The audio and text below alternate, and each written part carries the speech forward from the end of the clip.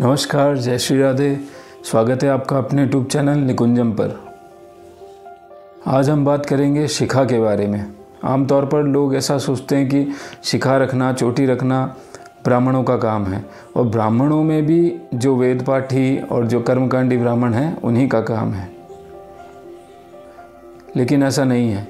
हमारी सनातन संस्कृति में चाहे ब्राह्मण हो, शूद्र हो, वैश्य हो या क्षत्रिय हो, चारों वर्णों के लोगों को शिखा रखना अनिवार्य है। इसके अलावा ब्राह्मण, क्षत्रिय और वैश्य इनको जनेऊ धारण करने का अनिवार्य है। लेकिन आजकल न तो शिखा कोई धारण करना पसंद करता है, न कोई जनेऊ धारण करना पसंद करता है। यहाँ तक कि ब्राह्मण जो है वो भी शिखा और सूत्र धारण करने में शर्म करते हैं। किसी भी कारण से इस बात को बल नहीं मिलता कि हमें शिखा या फिर सूत्र नहीं रखने चाहिए। हमारी सनातन संस्कृति, हमारी भारतीय संस्कृति में एक एक छोटी से छोटी चीज़ का बहुत महत्व है। लेकिन धीरे धीरे पाश्चात्य प्रभावों के कारण हम हमारी संस्कृति को, हमारे धर्म को भूलते जा रहे हैं।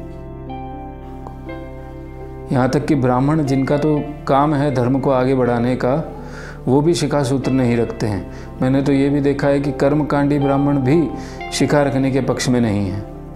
ना धोती पहनते, ना शिखा रखते हैं, और सूत्र का तो पता ही नहीं। मुझे तो मेरी दृष्टि में ऐसा कोई भी कारण दिखाई नहीं देता जिससे कि शिखा न रखी जाए। लोग ये सोचे कि शिखा रखने से शर्म लगती है, तो शर्म किस बात की। हमें अपने धर्म का आचरण करने में कभी शर्म नहीं करनी चाहिए। लोग ये सोचे कि फैशन बिगड़ जाएगा, तो ऐसा फैशन क्या काम का जो हमारे धर्म को छोड़ने पर मजबूर कर दे। शिखा के संबंध में मैंने एक छोटी सी कथा पढ़ी है, वो आपको बताता हूँ।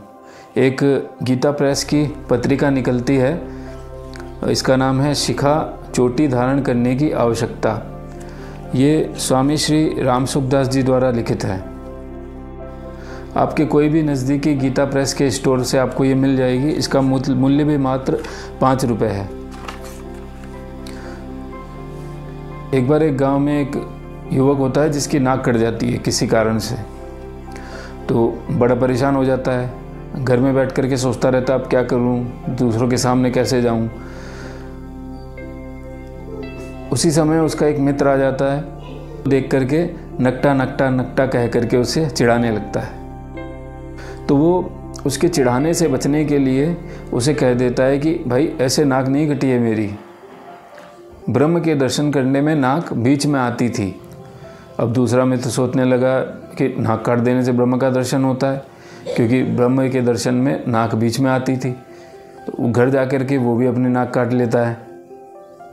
अब नाक काट तो लेता है, लेकिन ब्रह्म का दर्शन नहीं होता है। सोचने लगता है, उसने तो कहा था ब्रह्म का दर्शन होता है, यहाँ तो ब्रह्म का दर्शन हुआ नहीं।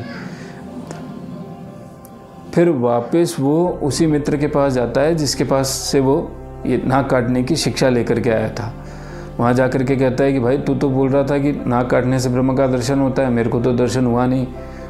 तो वो उसको समझाता है कि चुप हो जा, मेरी नाक कट गई थी, तू मेरे को चिढ़ा रहा था, इसके डर से ही मैंने तुझे ये बताया कि नाक कटने से ब्रह्म का दर्शन होता है। दूसरों के सामने जाएगा तो सब तेरे को नकटा नकटा कहेंगे, इसीलिए सभी को ये बोलना कि नाक काटने से ब्रह्म का दर्शन होता है। अब वो दोनों ऐसे बात कर ही रहे थे, जितने में 2-4 और मित्र उनके आ गए। अब वो सब उनको बोलने लग गए, अरे तुम दोनों नकटे कैसे हो गए। उन्होंने भी उनको यही बात बताई कि नाक काटने से ब्रह्म का दर्शन होता है, क्योंकि नाक बीच में आती है ब्रह्म के दर्शन में। जब नाक काट देंगे तो ब्रह्म का दर्शन होगा, हमें तो ब्रह्म का दर्शन हो रहा है। अब ऐसा सुन करके वो जो 3-4 लोग आए थे, उनके दिमाग में भी गड़बड़ हुई। वो अपने अपने घर गए और नाक काट ली, और उनको ब्रह्म का दर्शन हुआ नहीं। वो भी लौट करके उनके पास वापस आए और कहा, भाई तुमने तो बताया था ब्रह्म का दर्शन होता है नाक काटने से, हमने तुम्हारे कहने में नाक काट ली, अब क्या करें, हमें तो दर्शन ही नहीं हो रहा है। उनको भी उन्होंने यही बात बताई कि नाक काटने से ब्रह्म का दर्शन नहीं होता, तुम लोग हमें चिढ़ाते, इससे बचने के लिए हमने तुमको ये बहाना बता दिया, और तुमने भी अपनी नाक काट दी। अब सबको ये बात ध्यान रखनी है कि कोई भी किसी को चिढ़ाए या कुछ कहे तो यही बात बतानी है कि नाक काटने से ब्रह्म का दर्शन होता है। अब ऐसे करके वो लोग जहाँ भी जाते अपने गांव में ये बात फैला दी। अब सारे गांव के ब्रह्म का दर्शन करने के लिए नाक काट के घूमने लग गए। किसी को ब्रह्म का दर्शन हुए नहीं, और कोई सार्वजनिक रूप से बताए भी नहीं कि हमने क्योंकि अंदर अंदर तो सबको ये बात पता है कि हमारी नाक तो गलती से कट गई, लेकिन सार्वजनिक रूप से कोई बताए नहीं कि हमारी नाक कैसे कटी है। उस गांव के अंदर सब नकटे हो गए। अब कोई किसी को चिढ़ाता नहीं कि नकटा नक, क्योंकि सभी एक जैसे हो गए। तो एक व्यक्ति आया दूसरे गांव से जिसकी तो नाक थी, तो अब जो सारे लोग नकटे थे वो उस नाक वाले आदमी को चिढ़ाने लग गए, नक्कू नक्कू नक्कू नक्कू ऐसे करके।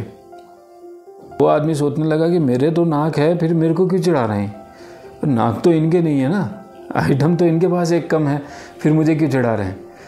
तो वही बस हालत हमारी है। धर्मियों ने हमारे भारत में आक्रमण किया तो सबसे पहले हमारे धर्म को, हमारे शास्त्रों को, हमारी संस्कृति को निशाना बनाया, क्योंकि नालंदा और तक्षशिला जैसे विद्यालयों को नष्ट कर दिया।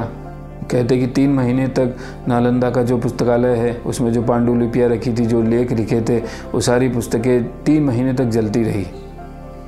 बाद में अंग्रेज आए तो अंग्रेज़ों का तो ऐसा सुना कि ब्राह्मणों के शरीर से जनेऊ तोड़ लिए और शिखा सबकी काट दी। तो जो भी आया है हमारे धर्म को निशाना बनाया है, क्योंकि पहले तो सब लोग शिखा रखा ही करते थे। अब ऐसा हो गया कि कोई शिखा ही नहीं रखता है, और कोई शिखा वाला हमारे बीच में आ जाता है तो कहा जाता है कि पंडित जी आ गए हैं। शिखा रखना स्वाभाविक था, अब अस्वाभाविक हो गया है, क्योंकि कोई रखता ही नहीं शिखा, सबको फैशन की पड़ी है। हमारे पास कोई निशानी तो है नहीं जिससे हम सनातनी दिखें। एक युवा भाइयों से यही अनुरोध करूंगा कि कम से कम शिखा का तो आचरण करें, क्योंकि बाहर से देखने से तो हम किसी प्रकार से सनातनी लगते नहीं। आजकल तो एक नाम होता है जिससे कि पता चले कि आप सनातनी हो, लेकिन वो नाम भी आजकल तो माता पिता न जाने कौन कौन से रख देते हैं। तो कोई एक चिन्ह जिससे ऐसा लगे कि हम सनातनी हैं वैसा रखें। शिखा रखने में कोई दोष नहीं है, और ऐसा भी नहीं कि आपको बहुत ज़्यादा कोई एफर्ट लगाना पड़े शिखा रखने में, या फिर कुछ और प्रोसेस करना पड़े। बस थोड़ी सी चोटी छोड़ दें, आपकी श्रद्धा हो, छोटी से छोटी रख लें तो अच्छी बात है। आप भी अपने विचार कमेंट के माध्यम से बताइए कि शिखा रखना, सूत्र रखना और हमारी सनातन संस्कृति में जो भी हमारे चिन्ह हैं उनको अपनाना गलत है या सही है। जय श्री राधे।